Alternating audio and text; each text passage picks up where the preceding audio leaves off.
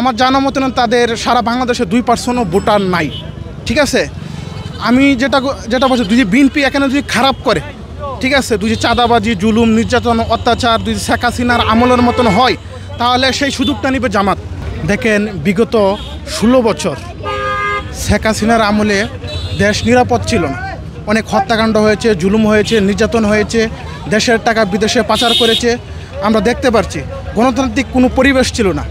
সেই ঘটনাগুলো কেন্দ্র করে 16 বছর মানুষ ফুঁসে উঠেছে। মানুষ রাজপথে আন্দোলন করে, সংগ্রাম করে, একজন স্বৈরাচারকে বিদায় করে এখন ইউনূস সরকারের অধীনে এবং নির্বাচন কমিশন গঠিত হয়েছে, এটা নিরপেক্ষ। ঠিক আছে, তারপর আপনার সুন্দর একটি নির্বাচনের মাধ্যমে আমি আশা করি জাতীয়বাদী দল বিএনপি ক্ষমতায় আসবে এবং তাদের হাতে দেশ নিরাপদ থাকবে। এবং শক্তিশালী বিরোধী দল হিসাবে আমরা যতটুকু জানতে পারি এবং জনমত হিসাবে আমাদের সুনামগঞ্জ জেলার মধ্যে এবং দ্বিতীয় স্থানে জামাত আছে। ঠিক আছে, তারপর অন্য দলগুলো আছে এবং যদি শক্তিশালী বিরোধী দল থাকে তাহলে আশা করি গণতান্ত্রিক যে বাংলাদেশ সুষ্ঠু নির্বাচন সেটা অব্যাহত থাকবে। এটাই আমি নতুন দল গঠন হয়েছে, আপনি একজন যুবক হিসেবে আসলে তাদেরকে কিভাবে দেখছেন বা তাদের দল বাংলাদেশের নেতৃত্ব দিতে পারবে কিনা সেই বিষয়টা কিভাবে দেখছেন? দেখেন, ছাত্রদল যে দলটা নেতৃত্ব দিয়েছে এবং দল গঠন হয়েছে, আমার জানা মতন তাদের সারা বাংলাদেশে 2% ভোটার নাই। ঠিক আছে, আমি যেটা বলছি, যদি বিএনপি এখানে যদি খারাপ করে, ঠিক আছে, যদি চাঁদাবাজি, জুলুম, নির্যাতন, অত্যাচার যদি শেখ হাসিনার আমলের মতন হয়, তাহলে সেই সুযোগটা নিবে জামাত। ঠিক আছে, আপনার ছাত্রদের আমি মনে করি আগামী 15-20 বছরে এই সম্ভাবনা নাই। ঠিক আছে, এখানে একটা প্রতিদ্বন্দ্বিতা হবে জামাত এবং বিএনপি এবং আগামী নির্বাচনে শতভাগ আমি নিশ্চিত দিতে পারি। এবং আমাদের যে উপজেলা বিশ্বম্বরপুর বা সুনামগঞ্জ জেলা, এখানে মনে করেন যে সবগুলো আসন বিএনপি পাবে। এখন সারা বাংলাদেশই একই অবস্থা। অবশ্যই এখানে কিছু না কিছু ঘটেছে, এই কারণে এই সমালোচনা হচ্ছে। ঠিক আছে, সবাই যে শতভাগ ভালো সেটা না, কিন্তু বিএনপিরও কিছু দোষ আছে, জামাতেরও আছে।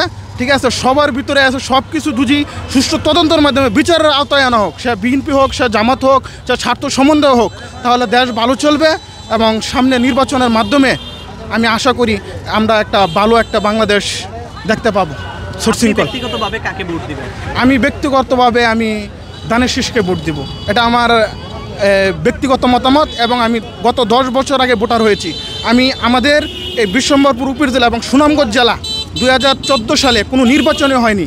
বিনা প্রতিদ্বন্দ্বিতায় সারা বাংলাদেশে 153টি আসন জাতীয় পার্টি এবং আওয়ামী লীগ তারা প্রতিদ্বন্দ্বী করে তারা একটা নির্বাচন করেছে। আমরা এই সুনামগঞ্জ জেলার মধ্যে লক্ষ লক্ষ মানুষ ভোট দিতে পারি না। 2018 সালে রাতের ভোটের নির্বাচন হয়েছে, জাল ভোটের নির্বাচন হয়েছে। ঠিক আছে, কেন্দ্রে কোনো নির্বাচনই হয়নি। বিএনপি জামাত অংশগ্রহণ করলে এটা প্রশাসনের ব্যর্থতা, এটা বিএনপির ব্যর্থতা, এটা জামাতের ব্যর্থতা। বর্তমানে তাদেরকে যেদিন এই সরকার পতন হয়েছে এর আগেই তাদেরকে আইনের আওতায় নেওয়া উচিত। কেন আমাদের ভোট অধিকার হরণ করা হলো? কেন এই দেশে লুটপাট, নির্যাতন, অত্যাচার, বিচার বহির্ভূত হত্যাকাণ্ড কেন ঘটিয়েছে? সুনামগঞ্জ জেলাও অনেক মানুষ মারা গেছে, সিলেট জেলাও অনেক মানুষ মারা গেছে। এই চিত্রখালি সুনামগঞ্জ জেলা নয়, বিশ্বম্বরপুর থানায় নয় এবং সিলেট বিভাগও নয়, এই চিত্র গোটা বাংলাদেশে শুধু শত শত মানুষ মারা যায়নি, লক্ষ লক্ষ মানুষ এদেশে আহত হয়েছে এবং হাজার হাজার মানুষ নিহত হয়েছে। আমরা পত্রিকা পড়ি, অনলাইন দেখি, আমরা ফেসবুক চালাই, আমরা শিক্ষিত জেনারেশন। শুধু আমি না, আপনি শিক্ষিত অনেক পার্সনও যাবেন, কলেজে যাবেন, ভার্সিটি যাবেন, তাদের মনের কথা এখন বলতে পারে। আমরা আগে বলতে পারছি না। বিগত আওয়ামী লীগের শাসন আমরা বলতে পারি নাই। এখন আপনি সুযোগ দিয়েছেন, আমি বলেছি।